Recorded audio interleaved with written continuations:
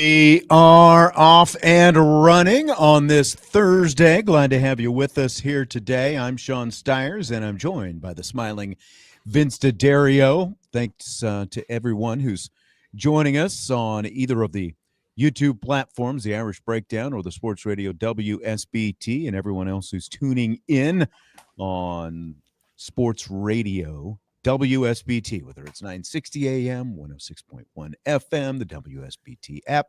Maybe this is actually Friday and you're listening Friday morning to the Irish Breakdown podcast. Wherever you happen to be watching or listening, welcome. And welcome to you, Vince D'Addario. How are you today, sir? Long time no see. I feel like we just saw each other like not that long ago because we did. Yes, we did. Yes, because we did. We are media that actually attends practice when it's open. Yes, we are. So we are indeed. That is true. We were there day one, fall training camp. It's in the books today. That's right. We were able to watch the full practice this morning. Vince, I'm just going to say this right now. I'm going to say it. And this is the only place that you're going to hear this kind of detail from practice. You're not going to get this practice tidbit anywhere else because I'm guessing, the people involved are probably too embarrassed to talk about it. Of course, we're going to talk about CJ Carr. We're going to talk about Kenny Minchey. We're going to talk about Tae Johnson. We're going to talk some offensive line, a lot of different stuff. We're going to hear from Marcus Freeman in today's show, of course, his press conference from after practice one today. But for just a moment, Vince, can we talk about non-athletes in the media who make zero effort to field a shanked punt when it's coming right at them on the sideline?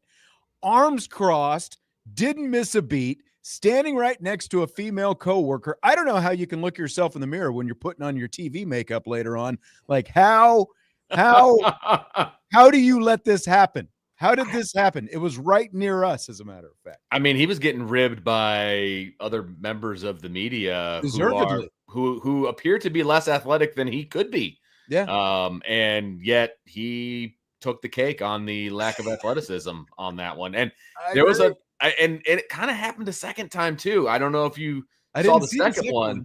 The first one was obvious because it just got up and it was like, and he had to move out of the way. He had to move out of the way, never uncrossed his arms. But yeah, that was I can see it of like if you're protecting your camera or something, sure. maybe. At least make an attempt. No, it's not yours, it's the TV station. Like even if you don't catch it, at least you made the attempt from the TV station. So well, you said TV makeup earlier too. So like make the attempt. It's like when you're coaching third base and a ball comes towards you, you know what I mean? A foul ball. You gotta make the attempt to field it. Got to feign that attempt. Yes, that's right. 100%. Right. You can't just do the complete unless it's. I mean, if it's smoked at you. Well, I'm just tap dancing my feet and I'm moving. But if it's slow roll or bounce, you got to at least make. You got to field that sucker and you got to throw it right back to the pitcher. Right. You got to show that you're an athlete. That's right. That's right. It was a pretty disappointing effort. It was. I wouldn't even use the word effort. Yeah, that's true. It was an effort. It was a great point. Pretty disappointing non-effort. Correct. But hey, they're not taking credentials away. For it. No, they're not. No, they're not. Even though I think they should consider it. This has been a very bad technology day for me. It started with that thing that I had to put, the camera on to shoot video of practice. The gimbal. The new gimbal, electronic, and everything else. That was an adventure. Then I get home and it took 20 minutes to get my computer, like my internet wasn't working. No. And so I'm like going through all this and I'm like, would you just work? Computer, internet, something. Anything that's required a button to be pushed or comes with electronics has just not been good today. So technology is a wonderful, wonderful tool. When it works. When it doesn't work, like it is amazing to me what happens when technology doesn't work. Like pretty much life comes to a complete stop. Yep. Like there's nothing that we can do. I mean, when the internet was down at school, like there was nothing that we could do. We can't take attendance, can't put grades in, can't, put a suspension in. Like literally I have a giant paperweight on my desk. Like that's what the computer is. You can't get anything accomplished because everything's web-based. Exactly. So yeah, technology is great when it works. not so much when it doesn't. So a full practice today. It's going to be our only full practice viewing That's of it. training camp, unless Marcus Freeman rides in on his cape and his white horse and, suddenly gives us a viewing that we're not expecting later on. Not unprecedented, Sean Stiers. That has happened. It's happened before. We'd appreciate it. We would.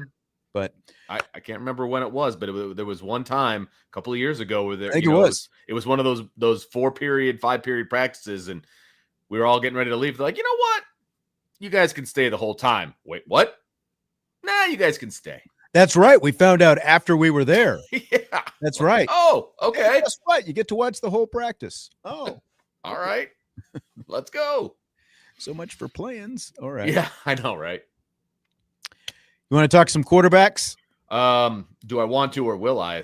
2 different questions, 2 different answers. Will you talk quarterbacks? Ready and willing. Ready and willing to Feels like, I don't know how much you guys talked about it in the afternoon show. I'm pretty certain it probably came up. So CJ Carr, Kenny Minchey out there with the first team offensive unit today, and CJ Carr with the second team offensive unit. And it really felt like, I don't know how much we can read into that, because pretty much if there was a veteran in a position battle, it was the older guy who was with the number ones. Yep.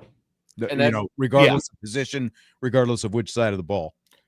And that's pretty par for the course as far as how Notre Dame tends to do things. And a lot of times they'll have, a transfer, behind somebody else that has been a veteran here and, things along those lines. And so not a surprise at all if the quarterback who transferred out was still here. He would have gotten first team reps, today, and it would have gone in age order. So not at all surprised by that. And I also would not be surprised if CJ gets first reps tomorrow. You know what I mean? So it'll just rotate until they figure out who the starter is. But we won't know who gets those first reps tomorrow. We will not know. We'll be gone by then. We will be gone. So, yeah. We will be out there for a little bit tomorrow morning and see some things. Get your fill of individual drills, baby. Get to see. Yep, that's right.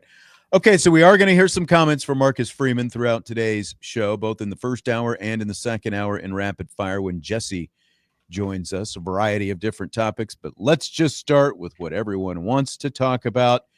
Day one of the quarterback battle, and this is Marcus Freeman's evaluation of Kenny Minchey and CJ Carr on day one. I try not to be result driven, you know that, and I know a couple. I was with spot one most of the practice, and I know they had a couple interceptions, and people are going to say it's on the quarterback. And I've always said there's nobody that emulates the head coach than the quarterback, right? They're going to get blamed for that interception, and it might not be their fault. I haven't watched film. I don't know what happened. I move on to the next play like I expect them to do. But, we could sit there and watch, and there's an interception and yell at the quarterback, or we don't know if the wideout screwed up the route. We don't know if the O-line messed up the protection.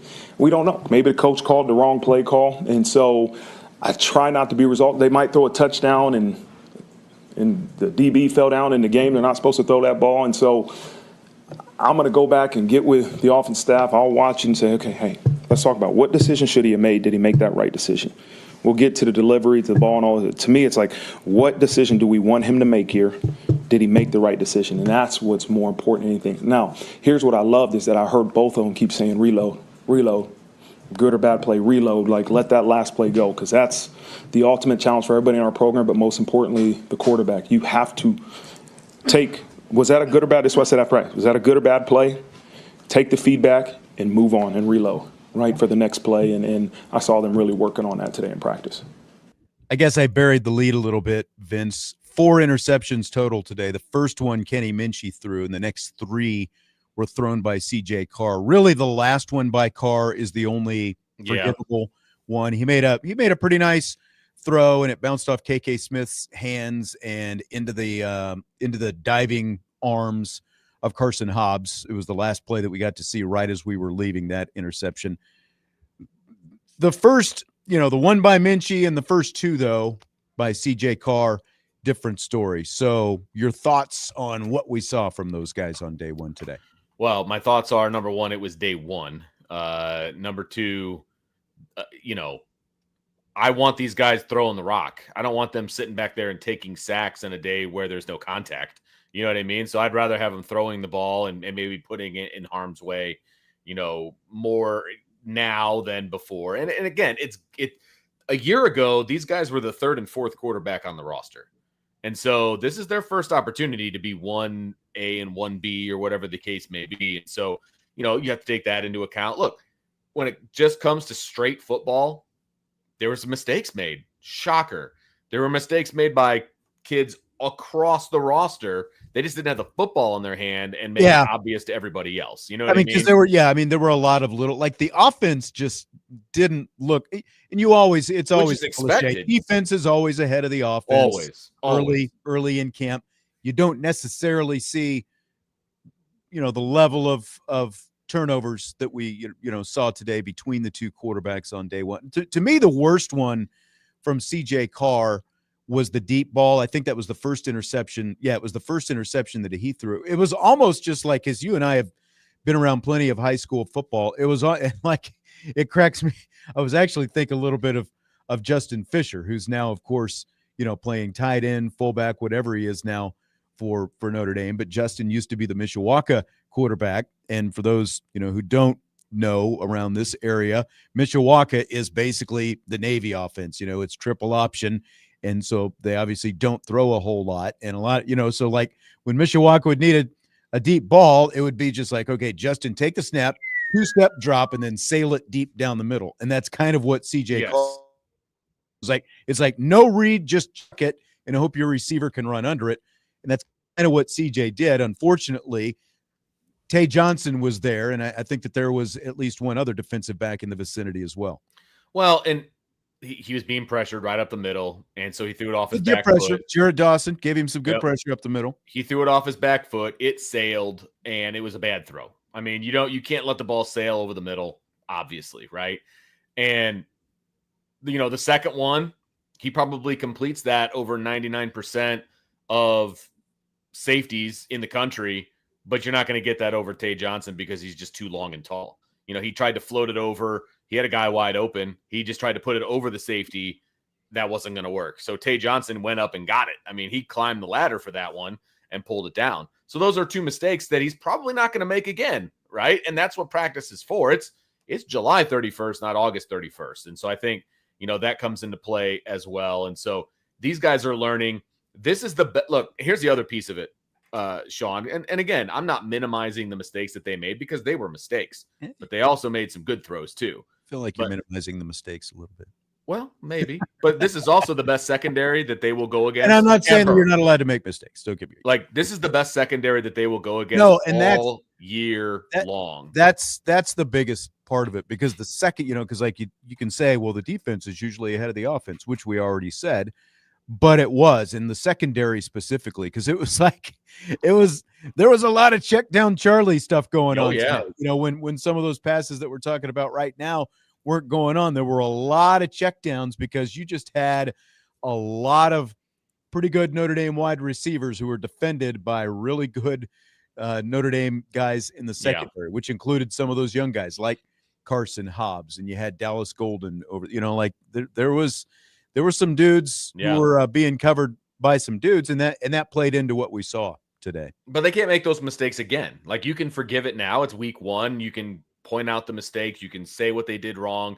You just can't do it again. So they combined for 4 interceptions today. If they're combining for 4 interceptions on, in practice number 17, 18, 19, we're having a different discussion. Yeah. You know what I mean? This is practice 1. This is the first time they've been out there with helmets on and the whole deal, right? So there are some forgivable things because I saw some really good things too. So, like, in my opinion, Kenny was very steady the whole day. He was very steady.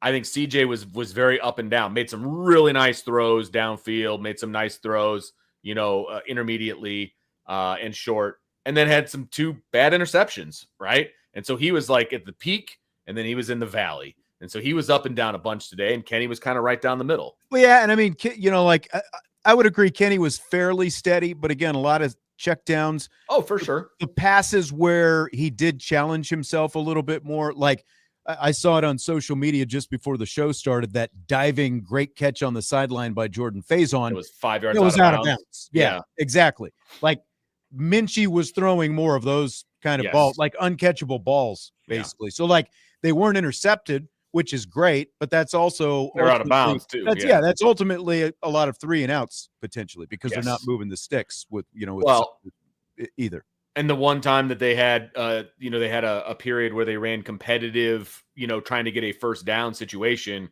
and Kenny went first and they went 3 and out, and then CJ went and they did not go 3 and out because on 2nd and 4, he completed a pass for 30 plus yards. You know what I mean? Yeah.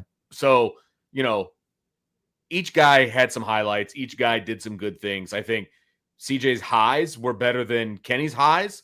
And I also think CJ's lows were lower than Kenny's lows. Mm-hmm. That's why I said he was kind of in between. But you're right.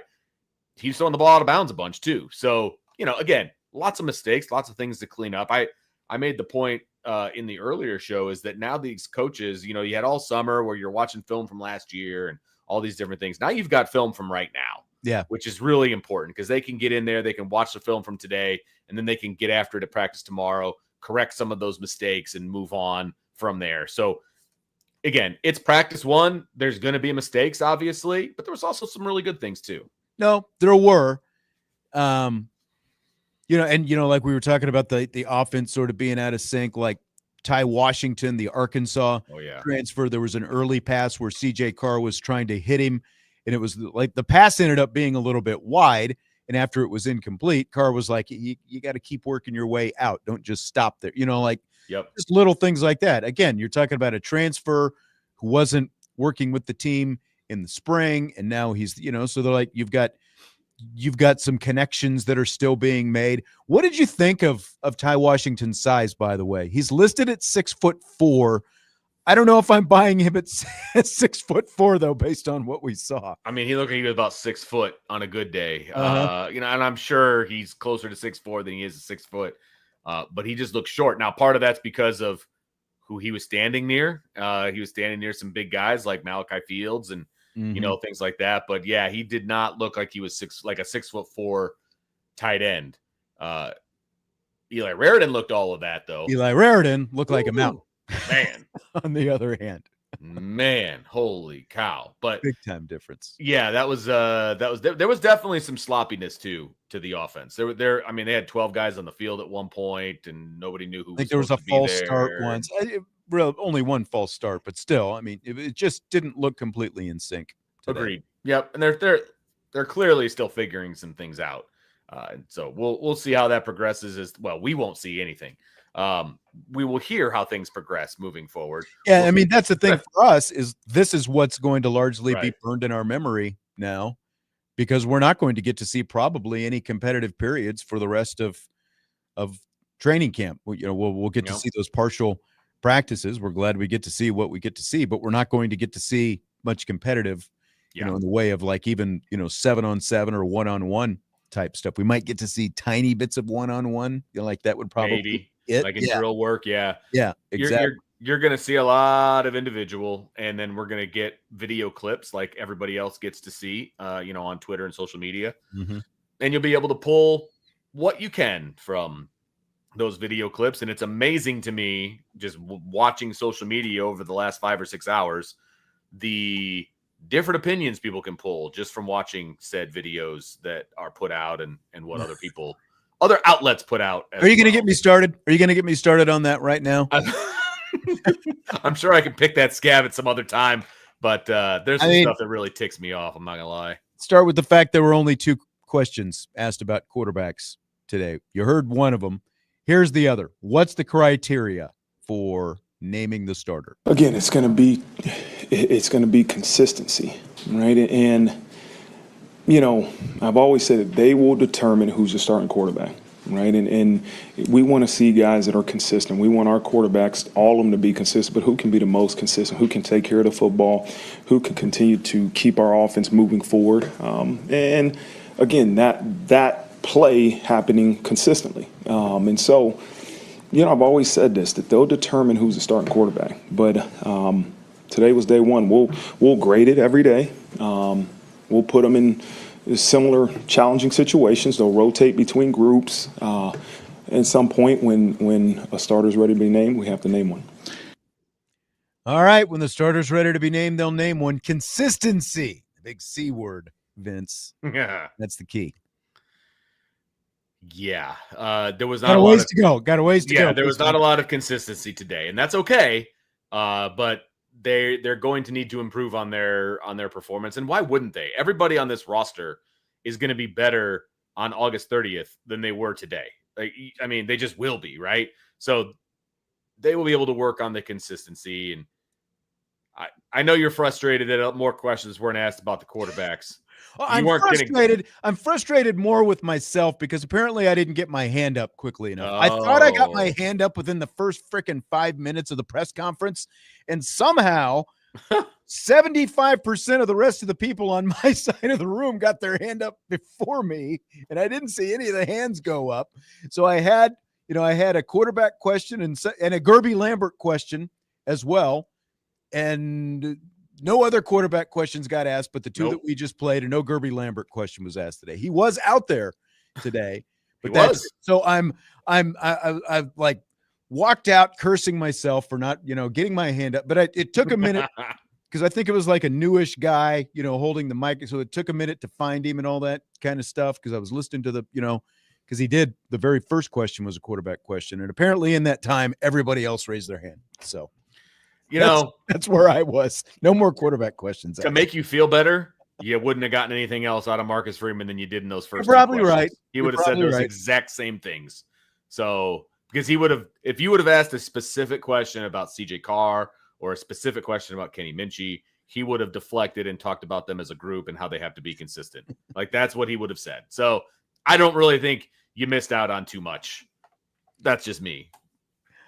Craig wants to know if I was wearing Dallas Cowboys gear. No, I was not wearing Cowboys gear to practice at the press conference. I've got this nice white Dallas Cowboys hat I was thinking about wearing. Maybe I'll wear it just for you tomorrow, Vince. There we go. Should I do that? Go. There was a very disgruntled Cowboys fan in the show this afternoon. Really? It's very disgruntled, talking about how owners always get in the way of drafting players and all of these different things. Well, his owner / our owner gets correct. In the way. Yeah, well, he never actually say the Cowboys, but his screen name mentioned the fact that he lives in the Dallas area. So it was very obvious. It was very obvious he was a Cowboys fan. Yeah, interesting. But anyway, I digress. Yeah. So again, a bit of an uneven day for the quarterbacks. Yeah. CJ Carr and Kenny Minchey. Yep. Neither one of them I would say was better than the other. I would put them kind of in the same bucket. Fair. They both need some work, and they've got plenty of work to do. We've got a month from today when the season opens, when Notre Dame travels down to Miami. There was a question about prepping for Miami, by the way. The weather. Did you hear about that? I did, and he basically said he's hoping for hotter days, but at the end of the day, you can control what you can control. Very coach. Yeah. It's very coach-like. Day one of camp, we're asking about weather and which for a road game at Miami. I had my fill of weather-related questions last year. Yeah, I kind of thought we were done with that. But it was related back to last year. So, did Notre Dame and Marcus Freeman not prove that they can get the team ready for hot weather? Have they not proven that already? Please stop. Please stop. We're going to take a timeout. When we come back, we'll talk about some offensive line. We'll hear some more comments from Marcus Freeman. And if Vince wants, he can even vent about some guys kicking the ball around today. We'll do that when we return. Budweiser's Weekday Sports Beat with IrishBreakdown.com.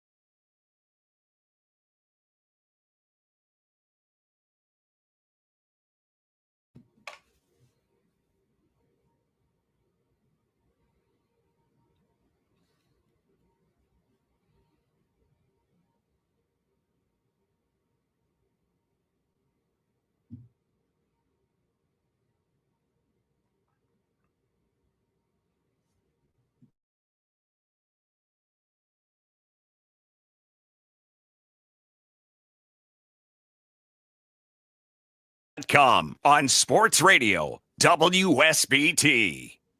We continue as we roll through the first hour of the show, along with Vince D'Addario. I'm Sean Stiers. Notre Dame football training camp open today. You know, maybe our expectations were just too high, Vince. Maybe we were just too amped up going into this thing. I mean, you know, the last time we saw this team play was the national championship game. So, because I don't count the blue gold game, there was all kinds of nonsense going on there. So, you know, we were expecting a national championship level team being out on the field, and I don't know why we didn't get it. I just feel like the last time I was let down this hard was the Mike Tyson, Jake Paul whole fiasco. So. If you got your hopes up for that one's on you, brother. I at least thought that Mike Tyson would throw some punches. I know, right?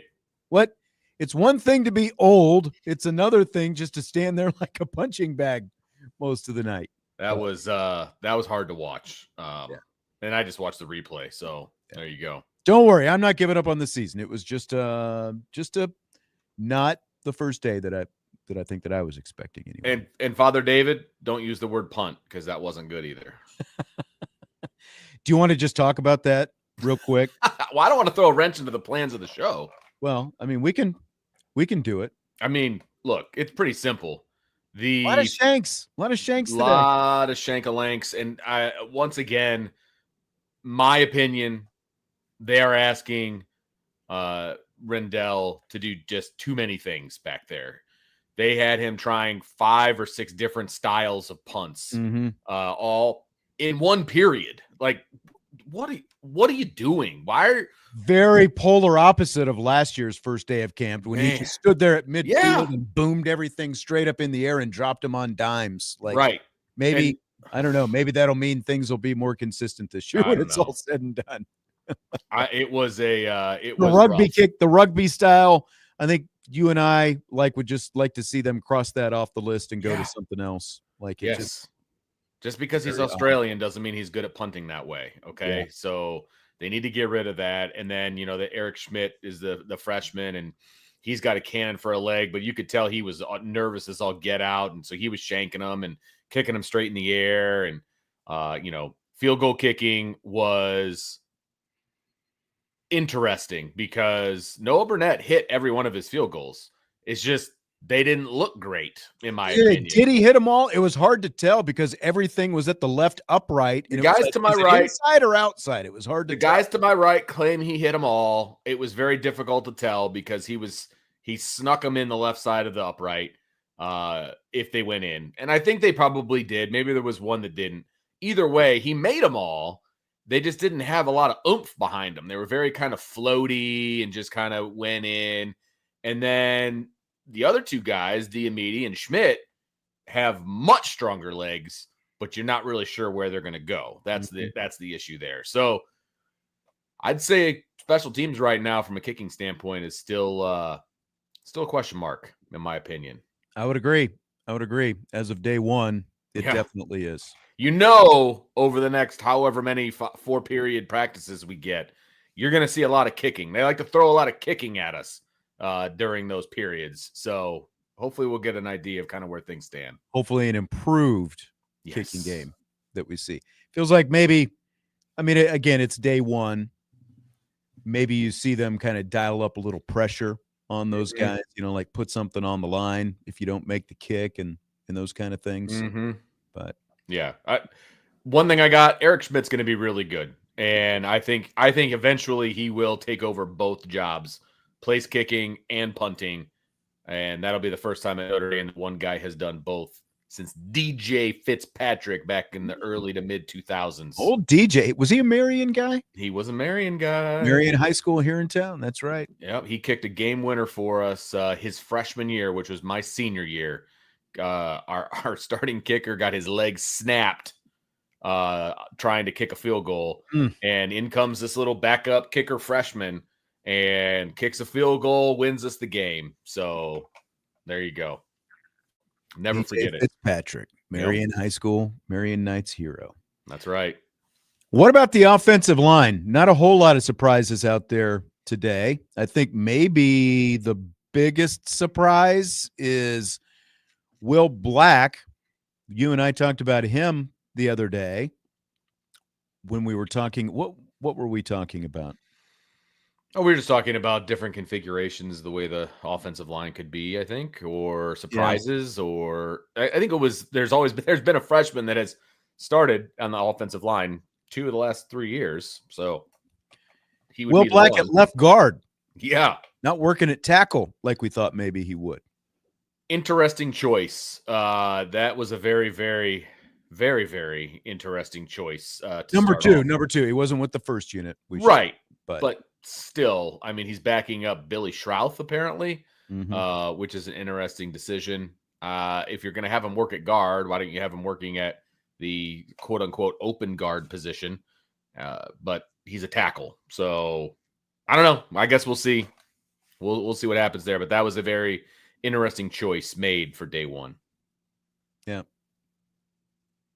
No questions about that at the press conference today either. I mean, why would there be? That's too no. No. There are a lot of very generic things you can ask instead, I guess. Gerby Lambert was out there. We weren't sure what his status was going to be. We kind of had an idea that maybe he could have, could be a little bit ahead of schedule, just where he is on the schedule in terms of his recovery and how close to 100% he is. Don't know right there, or don't know right now, but he was the number 2 right tackle out there today. And again, it's not full pads. They did have helmets, basically shells, it's like what you call, like the jersey top and shorts or and they had like these mini pads underneath their jerseys too. They were like, I don't know, more close to the skin, but still padded up underneath, which is interesting, which actually allowed the offensive line and the defensive line to be a lot more aggressive today than we have seen in day one practices in the past. I was actually impressed with the offensive line. I thought they did a good job of firing. I did off too, and or I was physical. Too. That was good to see. Because like we talked about that pressure from Jared Dawson earlier on that first CJ Carr interception, because it's not a fully padded practice and you're not going, full tilt. They are. It's a little bit tougher, I guess I'm saying, in terms of blocking and all that kind of stuff. Again, surprised Will Black was at left guard. Nice surprise to see Gerby Lambert out there at number 2 right tackle. I am curious, we'll kind of have to keep an eye on him and see where he lines up over the next couple of weeks, and Will Black as well, and some other guys. But in terms of where they line up and where they are on the depth chart when they line up, like does Gerby Lambert ever get a crack at left tackle, for example? Is he only a right tackle right now? All those different kind of things, because again, things change a little bit over the course of training camp the last couple of years, especially with the offensive line. I think there's positional flexibility in there. At least I feel like there's positional flexibility in there. We'll see if the offensive line coach agrees with us. Obviously he thinks Will Black has positional flexibility by moving him into guard on day one. So, we'll see what it looks like. I just think that with this particular offensive line, finding your best 5 guys is priority number 1. And then you can find a way to get them all on the field. I think these guys are good enough to play multiple positions as long as you figure that out early enough. You know what I mean? Again, if you plan on moving Anthony Knapp inside, which, by the way, Anthony Knapp had a great day, but if you plan on moving him inside for whatever reason, because Gerby Lambert is having a really good camp or Will Black is having a really good camp or whatever, you need to do that earlier than later so they can get used to being he can get used to being a guard. That's just an example. I'm not saying that that's what's going to happen. It's just an example of what I'm talking about. Find your 5 best, and then figure out where they get slotted in. Right.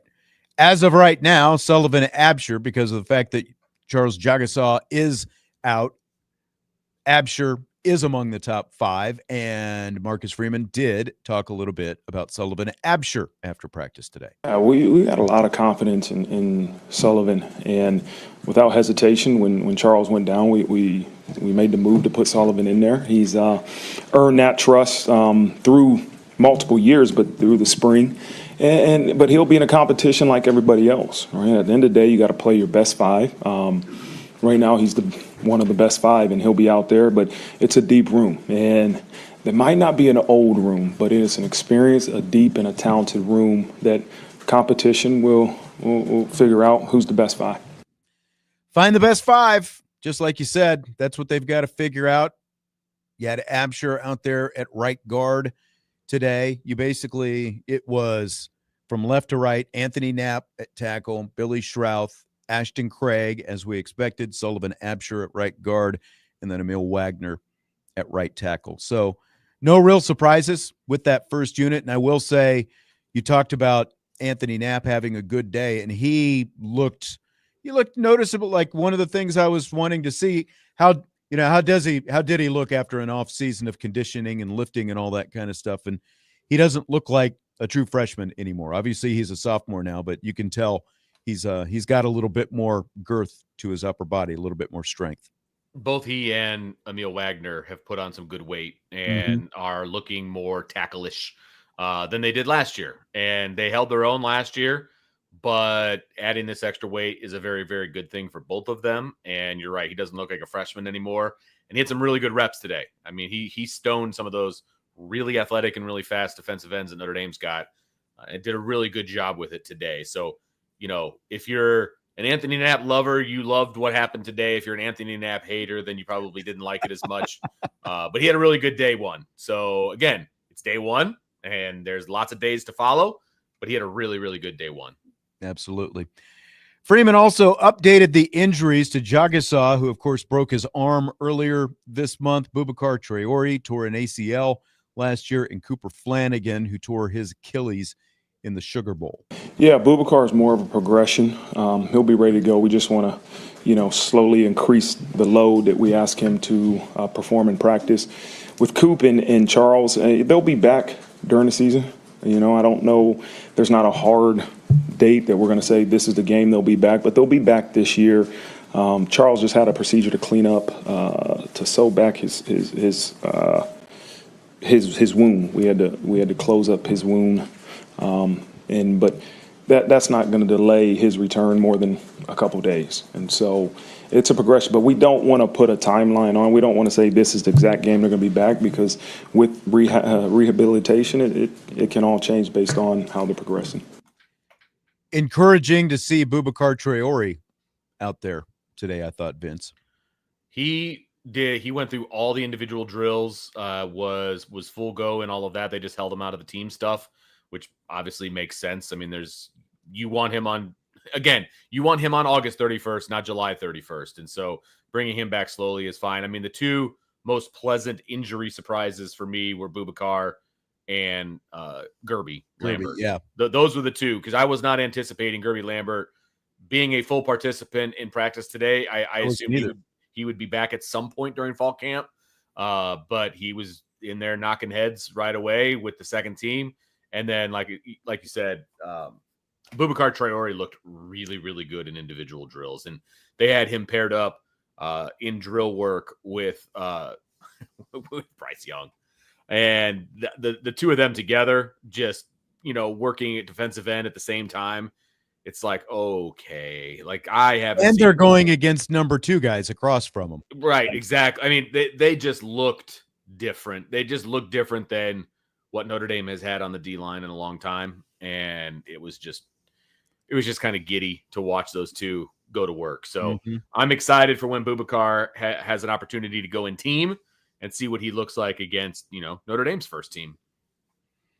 Yeah, I mean, it sounds like he's ramping up. And again, Flanagan and Jagasaw, that's going to be at some point during the season. And as Marcus Freeman said, they don't want to put, any kind of definite timeline on it. But I feel like, again, not knowing for certain what the complete health status of Lambert is, obviously it's good. Otherwise, he wouldn't have been out there doing the team activities. But, again, when we talk about how each of the last 2 years we've been surprised by the offensive line, it feels to me like that's kind of a little, like something could happen there with Gerby Lambert already out there on day one. What do you think? That was a rapid comeback from his injury, and I'm very excited that he's out there, because I do think he has the ability to push the guys in front of him.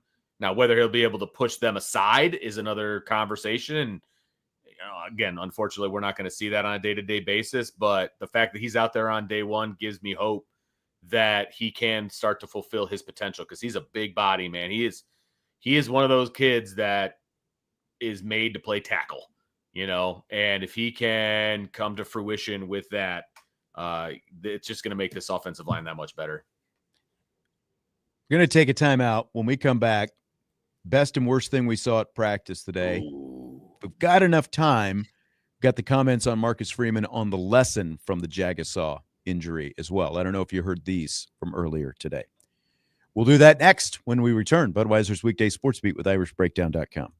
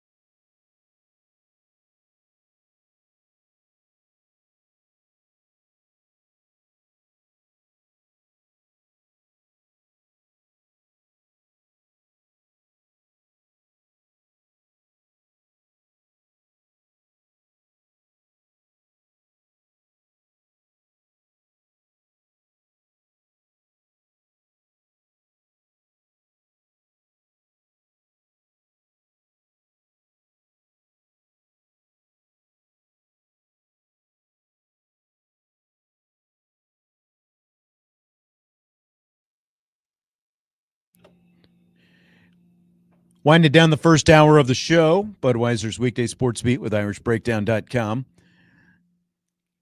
Sean Stiers, along with Vince D'Addario, just kicking it in the crib over there, laying back, lounging. This whole commercial break thing is not good for me, because I'm just like, well, I can go grab a snack, or I could go do something. I'm trying very hard to just stay put in my seat. I don't know if you noticed, the breaks are shorter today. I had more stuff that I did notice that. I could blow out a little bit. So, which is good. So, I mean, we got a lot of stuff to talk about today. We do. I mean, well, it's the first day of practice, man. Like, yeah. I'm going to go ahead and slip this Charles Jagasaw cut in here. Marcus Freeman was asked the lesson from the Charles Jagasaw injury. Of course, he was injured in Wyoming earlier this month, 4th of July weekend, in a UTV accident when he broke his arm. And so here's what Marcus Freeman said is the lesson from that. My reaction was devastation for the young man. You don't think about, the first reaction isn't the team. It's not, oh my gosh, we just lost our starting right guard. It's like it's a care for that person that's gone through a lot. Right? You talk about what he went through last year with his pec injury and now dealing with the arm fracture. And once I knew he was okay, I wanted to know what happened and how it happened. But it was a group of 10, 15 players that they were together. And when I hear that, like, that's what you want. They're on a little break and they're together. Like, I worry about the guys that you have a break, everybody goes on their own, they don't want to see each other. Like that's we preach unit strength. That's unit strength. You got guys together hanging out, and it was just an unfortunate freak accident, and a little bit of bad luck, but he'll be fine. He'll be good, and I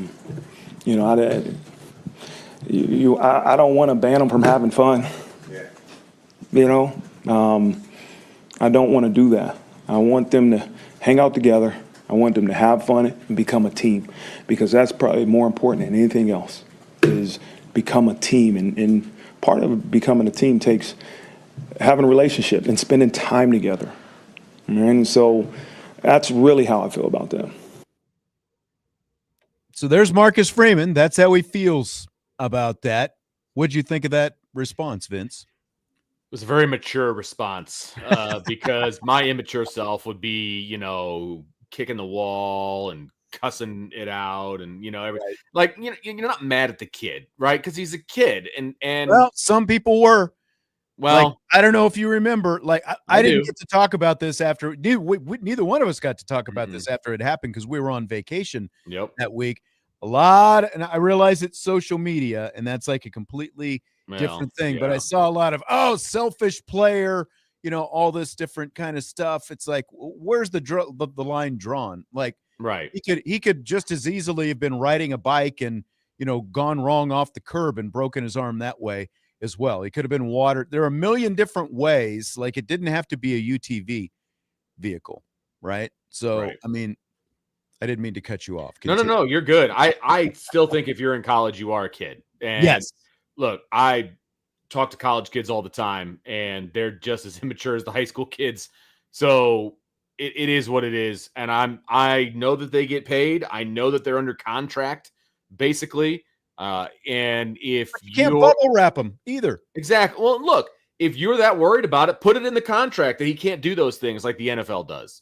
But you didn't, so get over it. That's where I'm at, and I'm not going to tell. I mean, that's what a lot of people want. I think that's what a lot of people expect. And if I'm paying the money, that's changing hands now, right? That those kind of stipulations should be in there. But again, like, how far down the line are you going to go? Okay, because you can say, okay, no UTV, or like what? Right. Where are you going to list 50 different things that you don't want them doing? Exactly. That's like, the thing. Where does it end? Where does it stop? And I get that they're getting paid. I get it. And if I was the one paying, I would probably have a different opinion than I have right now. Right. But they're still in college, and I have no problem with it. But who has more to lose by this? The fan who is mad that Charles Jagasaw did this, or Charles Jagasaw, who stands to be a first-round NFL draft pick? He has much more to lose in this whole thing than fan, / whoever who is mad about him, doing something like this. Like Marcus Freeman said, I found it interesting that he said he was much more encouraged by the fact that there was a group of guys together on their off time, off in a completely different state, doing stuff together, like team bonding and that kind of thing. And that's what you want if you're a head coach. So at the end of the day, it came from a good place, and it just is what it is. And I don't like, what if one of the other 15 kids got hurt who doesn't have as high a profile as Charles Jagasaw? Right. You know what I mean? We wouldn't even be having this conversation. It's just unfortunate that he was scheduled to be a true freshman starter, and we're going into his junior year, and he has 2 starts under his belt because of injuries. Regardless of how they happen, he's been injured, and so he's going to have to get back, and he's going to have to prove to people that he's not injury prone, Facilitate on the YouTube chat says bunch of other guys who rode the ATVs were fine. I mean, yeah, like if you figured out the percentage, it's actually a very low percentage of guys who were riding on these vehicles and actually got hurt. One, it stinks because it's a very high profile Sure. Literally and figuratively guy in Charles Jagasaw, but the rest of them were just fine. Everybody else got out of there okay. It was just an unfortunate accident, an accident by definition. Fred says he gets mad when we get weak excuses for not having a show. At first, I was mad at Fred. I was like, whoa, whoa, whoa, whoa. And then I realized he's being funny. And I was like, okay, my bad, Fred. Yeah, that's right. There are fewer excuses now since we're doing this radio gig. That is very true. Yeah. That is very true. So like there's kind of got to be something for the most part going on. Tommy says 16 to 25-year-olds shouldn't be about to sign up in the military, getting into contracts, driving, etc. I will say it's as soon as he tied the military into it, when I was out in Monterey, California, I had an infamous, in my friend circles incident, speaking of, doing stupid things and being young. I was 20 years old and, it was like a Friday or Saturday night. There had been, some beverages flowing and that kind of stuff. And we went down, by this rocky area right down by the ocean in Monterey Bay. And, I slipped and broke my foot. Now, was I being stupid? Of course I was, but I was also being, young and dumb. And you were in the military, which apparently is not exclusive to being stupid. That's right. Even people who do that do stupid things. Shocker. Yeah. We all do stupid things. I want to be very clear about that, no matter what our profession is. That's no matter right. how old we are. And it's again, I was basically about the same age as Charles Jagasaw is right now. What I did, and I'm not saying like he consciously did something stupid or he was, it just things happen. Unfortunately, that's what it comes down to. All right, we've got rapid fire coming up in the second hour of the show. We'll have some more comments from Marcus Freeman, Tae Johnson. Nice little day for him today. We'll talk more about the quarterbacks, CJ Carr and Kenny Minchey. Leonard Moore, some comments from Marcus Freeman on him. Jesse's going to join us for rapid fire. He's even going to finish off that bachelor party story that he started last week. So we've got that coming up, second hour of the show. Budweiser's Weekday Sports Beat with IrishBreakdown.com.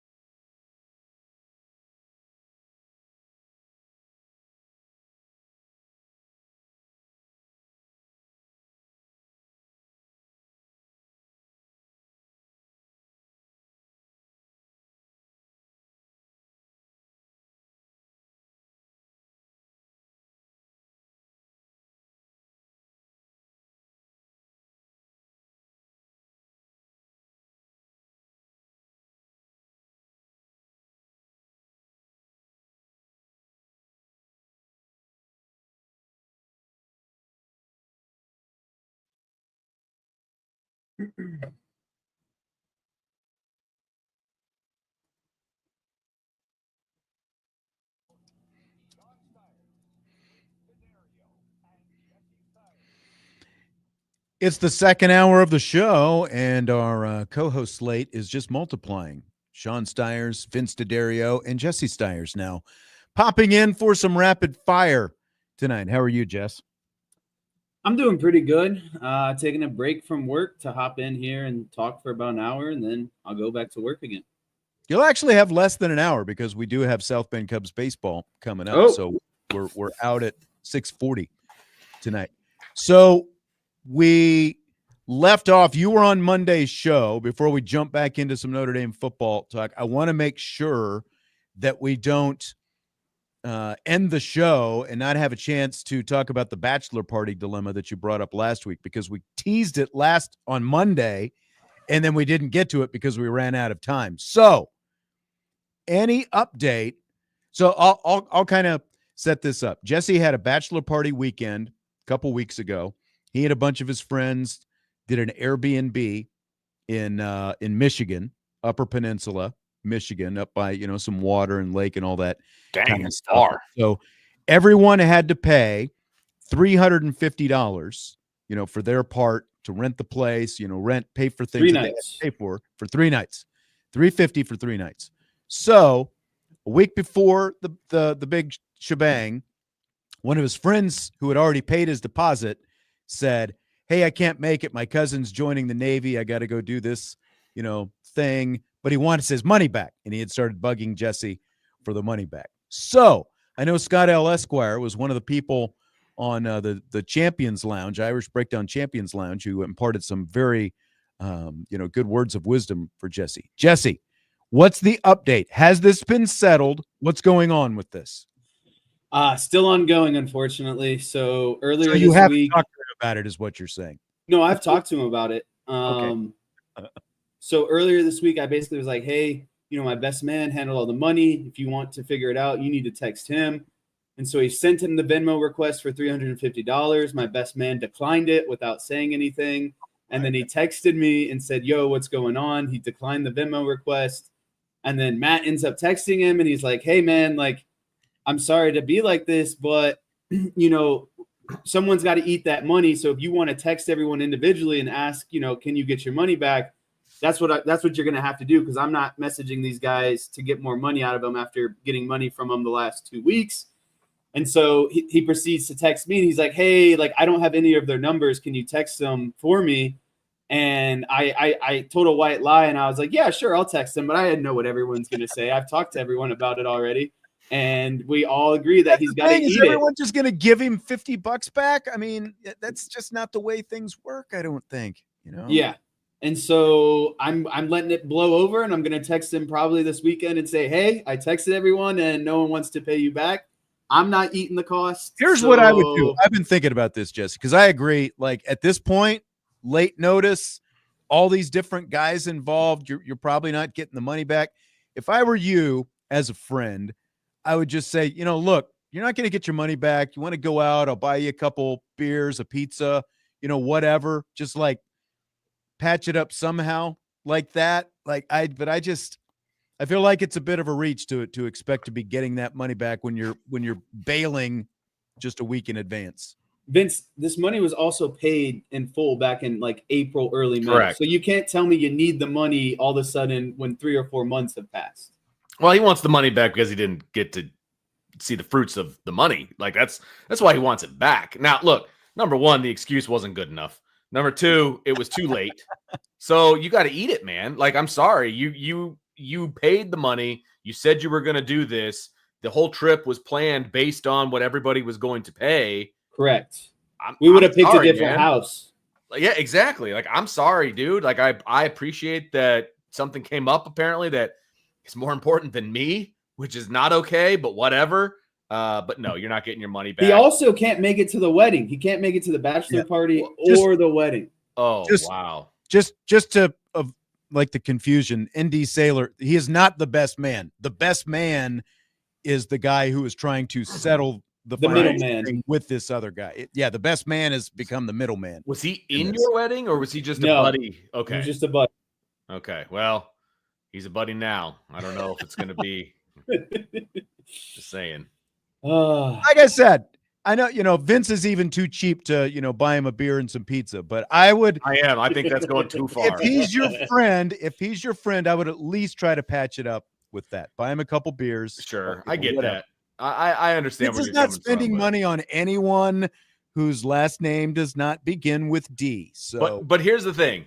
If I was your buddy and I had paid $350, which would have been a huge stretch for me, but then I couldn't go for whatever reason, I would not ask for my money back. I would not do that. If the money was that important to you, you wouldn't have gone off. I wouldn't have gone in the first place. Right. I wouldn't have gone in the first place. You either don't go in the first place, or you're saying at this point your obligation was more important than the $350. Yeah. And you have to eat it at that point. 100%. I do feel very strongly about that. Like if I would not have been happy. Well, first of all, if I had paid $350, I don't care what the excuse was, I would still be going to the party. I would not be going to the excuse because I would money spent.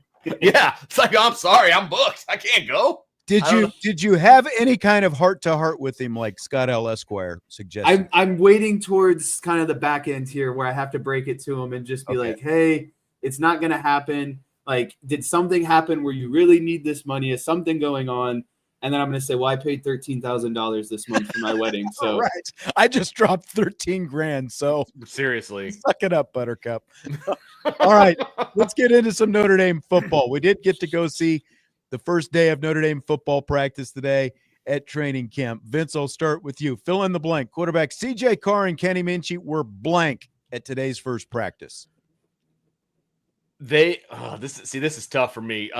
They were up and down. I've been thinking about it all day, baby. They were up and down. They were up and down, but I'm not worried. This is an easy one. CJ Carr and Kenny Minchey were taken advantage of by a really experienced defense at today's practice. Ooh, I like that. This is a top-level defense in the country. Let's not forget that. I know there's a new defensive coordinator, but this is one of the most talented secondaries in the country, one of the most talented linebacker groups in the country. And so you want your young quarterbacks going against a defense like this in practice. It's going to challenge them, and it's going to get them ready for that first game. It's the first practice of the season. The defense always wins day one. I'm sorry. It's no reason to overreact. Yeah. These are inexperienced quarterbacks going against highly, highly touted defense. Like, the reason why Notre Dame made it to the national championship was because of this defense last year. This is the best defense. This is the best secondary that they're going to play all season. And that includes they see them every day. That includes the playoff too, by the way. Best secondary they're going to play. So it's going to make them better.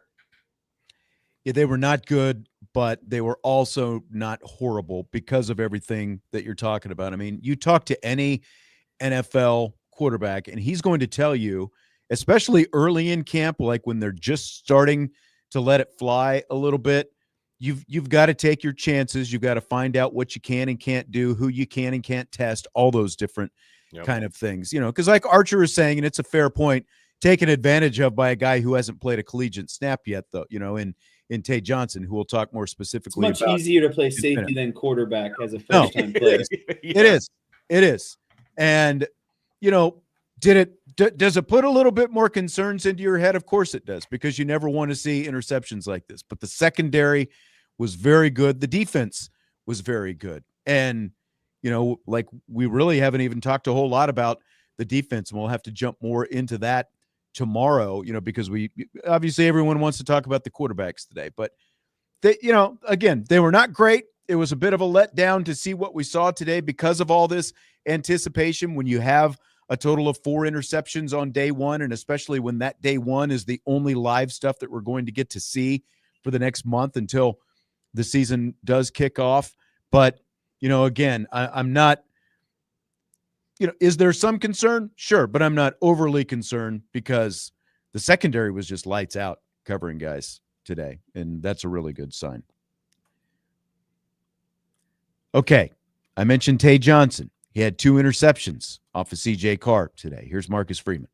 Yeah, Tay is Man, he's one of those guys you just love to coach. He enjoys it.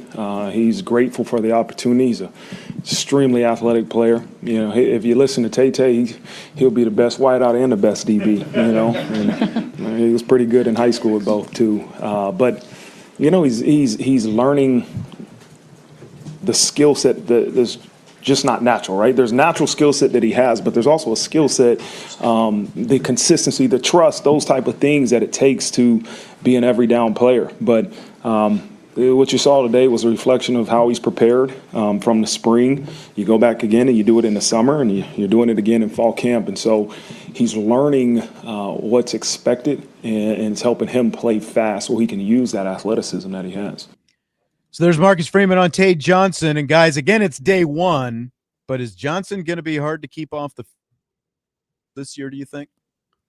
I would say that he was one of the 2 best safeties on the day. And after day one, and he's playing the position that is opposite Adon Schuler. And so that also helps. And so I think there's going to be a rotation at safety. Now the question is, what is that percentage going to be? And right now he's put himself, if he's not in the driver's seat, he's darn near close to it after day one, but he had a really, really good day. And if you can stack really, really good days, that's a really good thing for him. I think absolutely it's going to be hard to keep Tay, as Marcus Freeman says, Tay off the field this season. And I think Vince brings up the number one point. He's playing well in the most vacant position in the secondary right now. You know, Leonard Moore and Christian Gray are going to be your guys at the corners, and you know that Adon Schuler is going to be at the safety. That other safety position is up for grabs. You know, I know Luke Talich ran with the ones today, but that easily could be Tae Johnson in a week or maybe tomorrow. You know, like that's the whole thing. And so, like Vince said, there's going to be some sort of rotation, especially early on in camp. But I have no doubt that he will be no lower than the 2 deep by the time the first game against Miami comes. And he'll be a special teams guy too. You know, someone who's going to work in a lot of nickel and dime packages, that sort of thing. So he's definitely going to be on the field. It's just a matter of what does that percentage look like from the beginning of the season towards the end of the season. Tommy read my mind. You know who else had multiple interceptions on the first day of camp? The one and only Kyle Hamilton. And that's what it reminded me of being out there today. I mean, like to see Tae Johnson, like, because you talked about the way he climbed the ladder to make the one interception. And, you know, like the deep ball, maybe a little bit more forgivable when you get pressure in your face and all that kind of stuff. CJ did look maybe a little bit, you know, he was trying to sneak that ball over Tae Johnson. He's 6'2", you know, he's not Kyle Hamilton, you know, but like he is long. And that's the thing that I'm going to say, like all these guys in the secondary now, and we're going to talk about Leonard Moore here in a minute, there is length in that secondary now. And like these young guys are long and athletic. That's some of the biggest difference in, you know, like when we go back to what we were talking about with Carr and Minchey, what they're facing now compared to what they would have been facing just 2 years ago in a Notre Dame secondary, night and day difference. And the play of Tae Johnson today just exemplifies that. So I think he is going to be a nightmare. He is going to be really hard to keep off the field. And again, they're going to have a lot of options in that secondary because of the depth that they've got at the back end with guys like Johnson and obviously Stroman and all, you know, and you've got Talich out there still as well, who was running with the ones today. I just think that Johnson is going to be really hard to keep off the field this season. Michael wants to know, what's the story about Cam Williams? I mean, the story right now is there is no story. He's running with the twos. Yeah. He was on the good field. Yeah. He wasn't over with the scrubs. JV. Yeah. So I mean, he's calling these guys scrubs. Well, he was there with the young guy. How about that? Is that better? Thank you. Better terminology for you? Thank you. We're still playing at Notre Dame. Dang it. I mean, you're not wrong, but it was the walk-ons and the freshmen that were over on the other field. So still learning group. That's correct. And look, Cam Williams was with the twos, and so he was on the varsity field, and he's competing for reps right now, and he's competing to be in the rotation. There's really no other story than that. Yeah. That's pretty much what it is right now. No ball came his way during 7-on-7 or team. So, you know, didn't really get to talk about him. Yeah. I mean, I think the two most targeted guys throughout the team period were probably Greathouse and Micah Gilbert, wouldn't you say? Yeah, so there was some underneath stuff that was specifically targeted towards Malachi Fields too. So those would be the three. That's true. Yeah, that's true. Don't forget about that diving out of bounds catch by Jordan Faison. I mean, he was targeted a couple of times, obviously, but just unfortunately nothing complete in bounds. I couldn't believe they put that out as a highlight, but whatever. It's all good. So Freeman was also asked, what's the next step for Leonard Moore after his breakout season? Probably more than anything, he's in a position of leadership now. He's not the freshman that nobody knew about that just kind of came on the scene. There's an expectation in his position now, being one of the returning starters, being a guy that people know how talented of a player he is. Your job is to bring somebody with you. Right? And I want to see him help Mark Zachary and Dallas Golden and some of those young corners become better players. Like ultimately, that's probably more important than anything, man. If you put pressure on yourself to bring somebody along and to make this guy better, I often say leave this place better than you found it.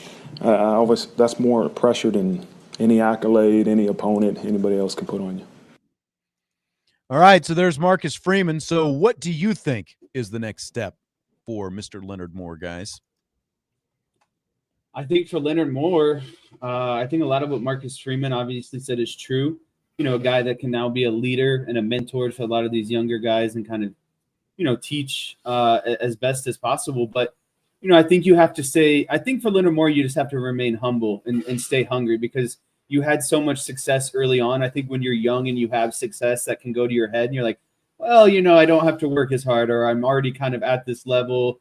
I was a freshman All-American. There's hopes that he's going to be, a first-team All-American this season. So I think for him, you have to find ways to stay competitively hungry every practice and continue to get better, even though you've established yourself. And I think, another part of this, in my opinion, is he had the benefit of also playing on the field with other good secondary players. So, yes, he's had success, but he could be targeted more this season. Teams could try to scheme at him a little bit more. I know that might not be the case with Christian Gray opposite of you, but it just depends, per game plan. So I think for him, you have to find a way to stay competitive every practice and still find a way, to get better at the end of the day. Yeah, what Jesse said. Look, it's a very young room, and he's only a sophomore, right? But he got a lot of playing time as a freshman. He's on all the All-America lists. He's a veteran now, and he needs to carry himself that way and help out everybody else in that room. That's the bottom line. I thought it was interesting. I think you said this, Vince, when he was lined up across from Gilbert today. He makes Micah Gilbert, who is not a small guy by any means, he makes Micah Gilbert look small. Like Leonard Moore. Yeah.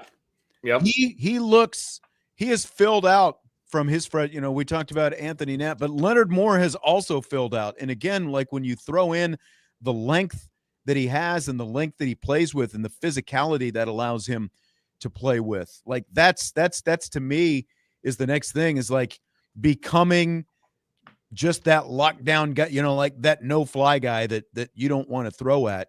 Mm-hmm. Like Marcus Freeman obviously brings up great points because of the young guys in that room. Because if you look at the other guys, you've got Gray and Moore with the first team, you've got Golden, you've got Cree Thomas, and you've got Zachary out there. Those were the next three cornerbacks with the number 2 team. Like you wouldn't have known though, because they're so talented, like in the way we talked about how the secondary play, you wouldn't have known that they were true freshmen. So I think some of that from Leonard Moore is already rubbing off, along with the talent that those guys have come to school with so far.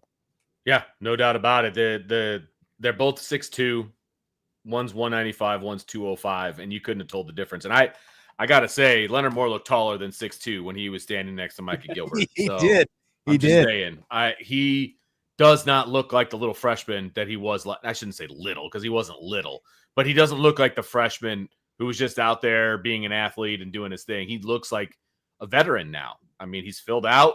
He carries himself differently. it's just this is gonna be a heck of a year for him. We're going to take a break and then back to wrap things up. We'll be out of here within about 15 minutes by the time it is all said and done, as we've got South Bend Cubs baseball on the way here tonight. Budweiser's Weekday Sports Beat, along with IrishBreakdown.com. We'll hear from Marcus Freeman talking a little Tyler Buchner coming up next. That and more on the way.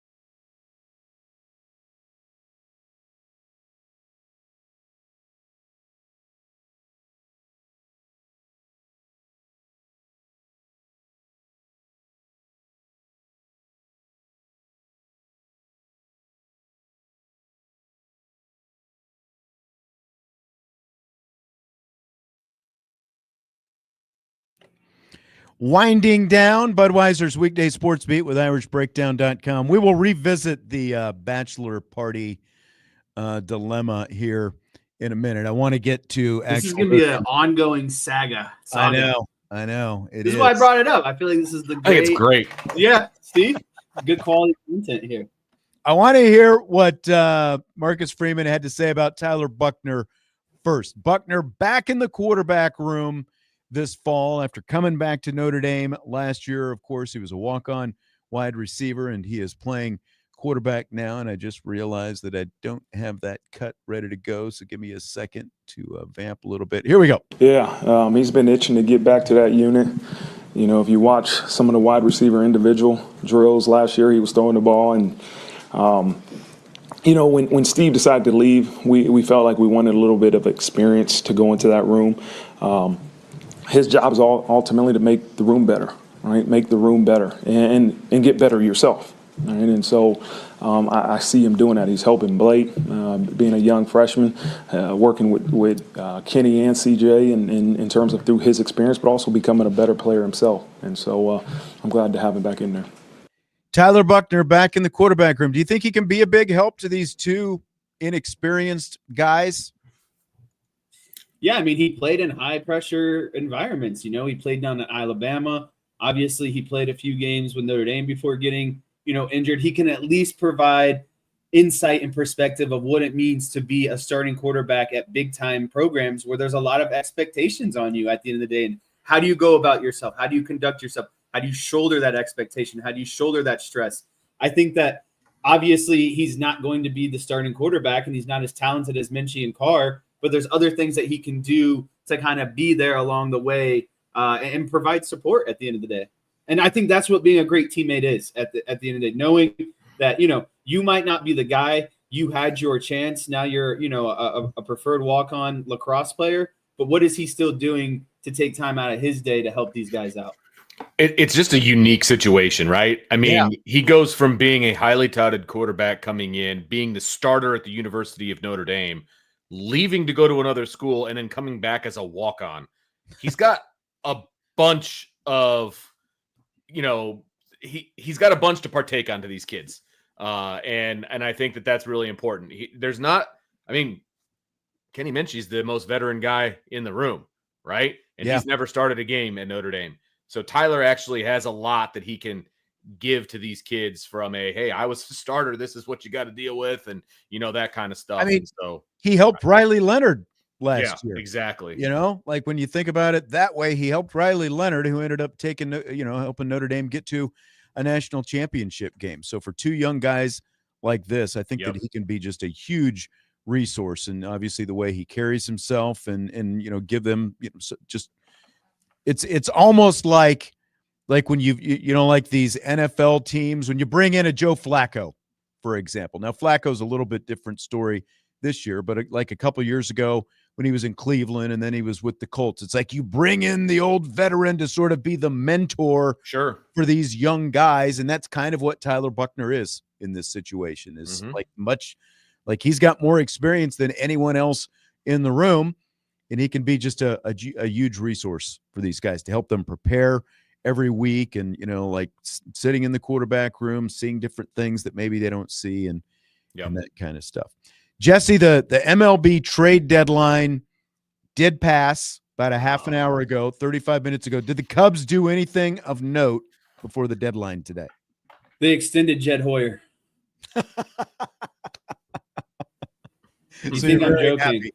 You're very happy is what you're saying. So I've heard that this is where I'm stuck. I think it's a bad move to extend Jed Hoyer and not make any moves, knowing that the expectation was to make a lot of moves. But I understand their rationale. A lot of these guys were going for pretty pricey prospects, and the Cubs didn't want to get rid of their guys. They didn't want to sell the farm.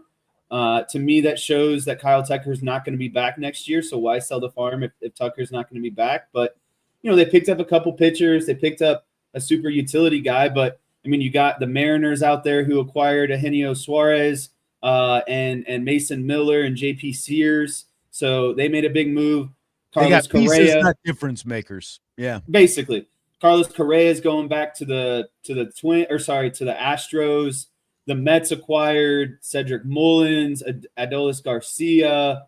Like the teams that were like the Phillies and the Mets made a lot of big moves because it felt like they were a contender. The Cubs have one of the best records in the league right now, and they did nothing basically. So just frustrating. And especially when you extended Jed Hoyer literally 2 days ago.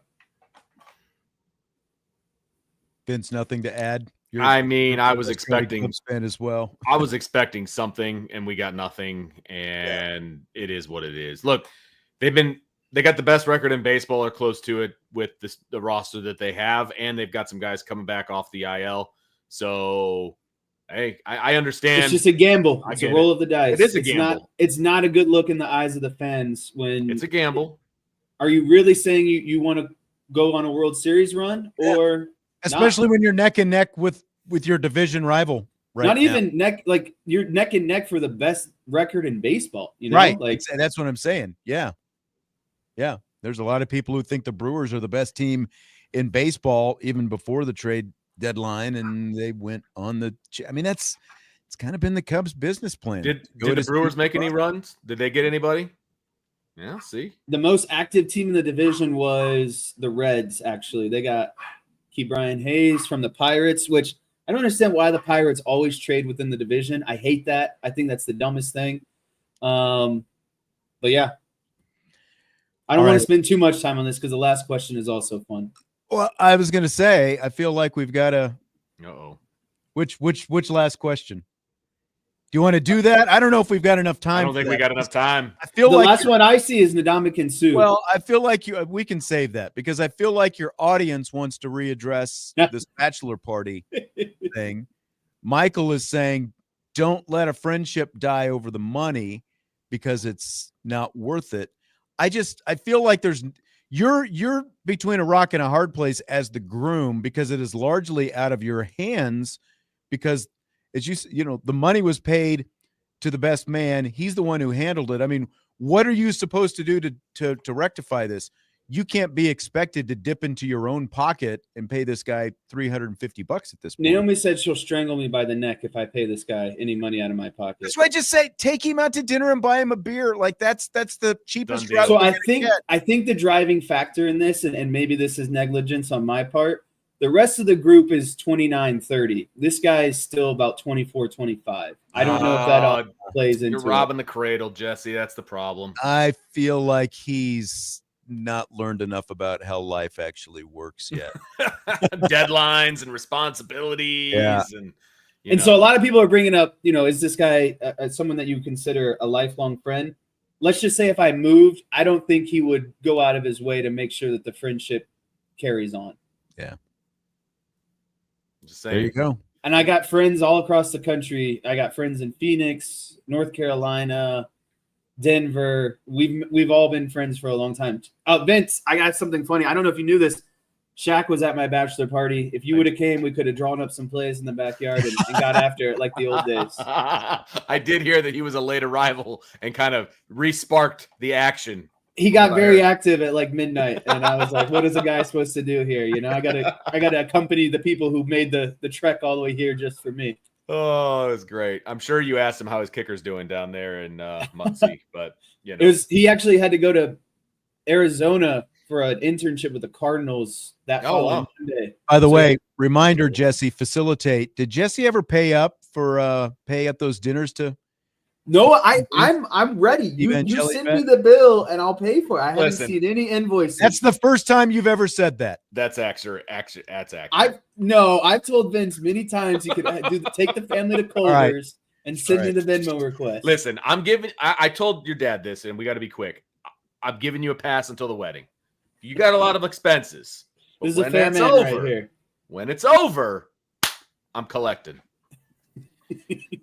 We're going to wrap it up with that. Vince D'Addario, Jesse Stiers, Sean Stiers. Day one of Notre Dame training camp. We'll have more tomorrow. We'll have another media availability after practice tomorrow. We'll get to see a little bit of practice. We'll be back to talk about that on tomorrow's show. We will talk to you then. Thanks for being here. We'll talk to you later on Budweiser's Weekday Sports Beat with IrishBreakdown.com.